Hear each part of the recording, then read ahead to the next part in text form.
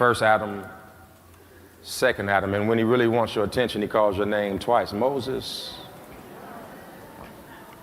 Moses. He dies on a tree, but not before he plants a tree in the Garden of Eden. He has a way with twos. I'm going to use a subject you probably won't understand what I'm talking about until the end, but if you'll stay with me, I promise you'll understand it later. I want to talk about out-of-pocket cost. Touch everybody you can on your way down to your seat and say, out-of-pocket cost. You may be seated in the presence of God.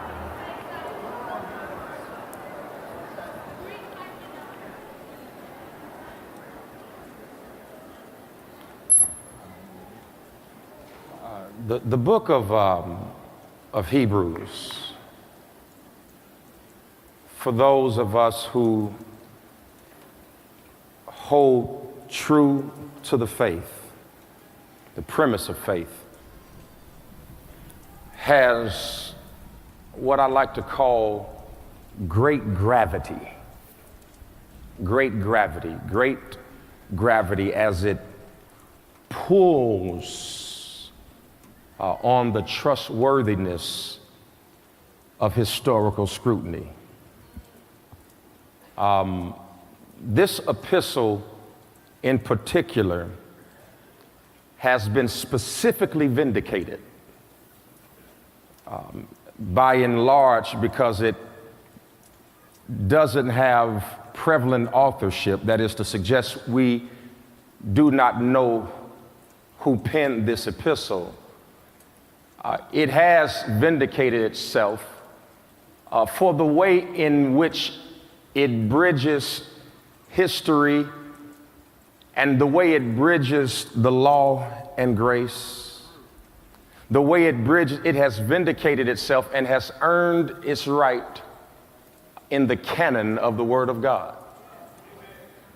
The canonicity of it is valid because although we don't know who the author is, and there are arguments over who the author is, although we may argue over the author, we should not argue over its purpose.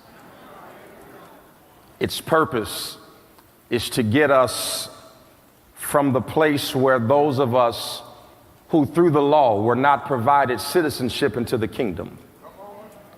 It is a bridge thereby to get us from the place of no man's land to being the apple of God's eye. No, we're not Jewish by birth, but we are by blood.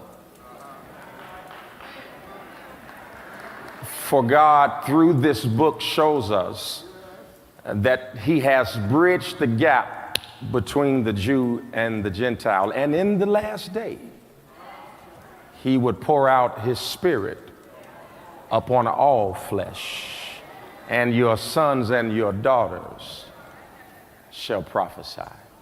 He bridges this gap and allows you and I into the fold, and that's a good thing because he would do it for those who are the handiwork of him. Listen to that. We are the handiwork of God.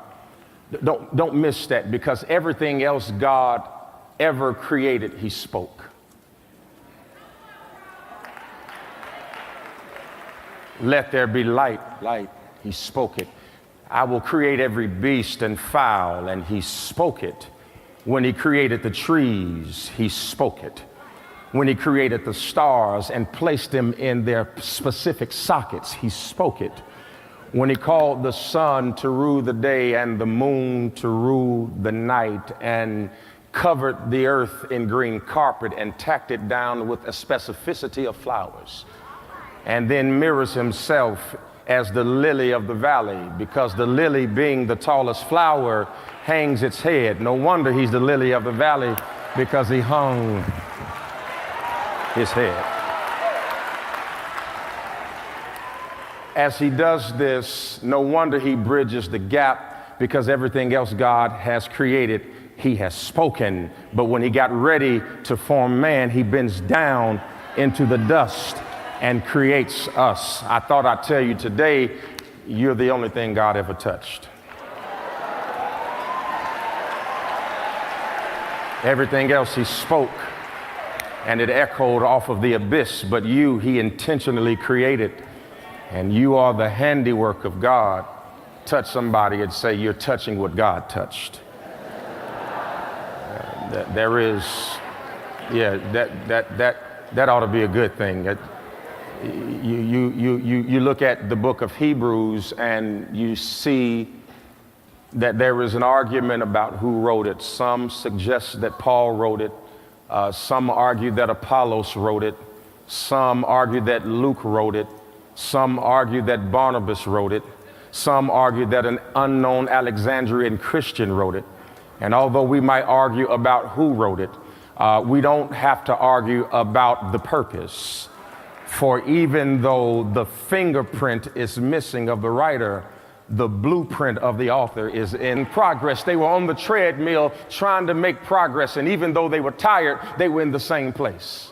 And even though they were frustrated, they were in the same place. And so Jesus Christ comes as the propitiation of sin and becomes the once and for all sacrifice. He is the lamb slain before the foundation of the world. That's why Romans 5:8 says, while we were yet sinners, he commended his love towards us. Now, when I read Romans 5:8, I get excited because most people are excited about the fact that he died for us, and I am, and that he loved us, and that's exciting. But my favorite word in the entire text is he commended. It's my favorite word. I love to talk about his love, and that while we were yet sinners, Christ died for us, and I'm so glad that he died. But I love the word commended because the word commended in the Greek actually means to introduce. So what the text actually says is that while we were sinners, Christ decided to introduce himself to us because he did not wait until we were worthy of an introduction. He introduced himself to us while we were in bondage. And I wish I had about 5 people in here today that would say, thank God that he didn't wait until I got it together to introduce himself to me. Thank God that while I was yet a sinner, he commended his love towards me. Touch 3 people and say, he commended. He commended. He introduced himself when he should have been embarrassed about us. He introduced himself when we were still sinning. He introduced himself. And some of y'all in here acting like you meet him on the mourner's bench. All of y'all didn't meet him at a Bible study. Some of y'all were introduced to God at a bar stool. Some of y'all were introduced to God while you were in Vegas with your Vegas outfit on. You know, the one you won't wear in Dallas. Come on, holler back with your wig on so nobody would know it was you. Some of you had hats on and sunglasses. But I thank God that he's not like people. I thank God that God doesn't have to wait on me to get it together to introduce while we were yet sinners. He commended. He commended. He commended. He introduced himself to us. He introduced himself to us. He commended himself. He introduced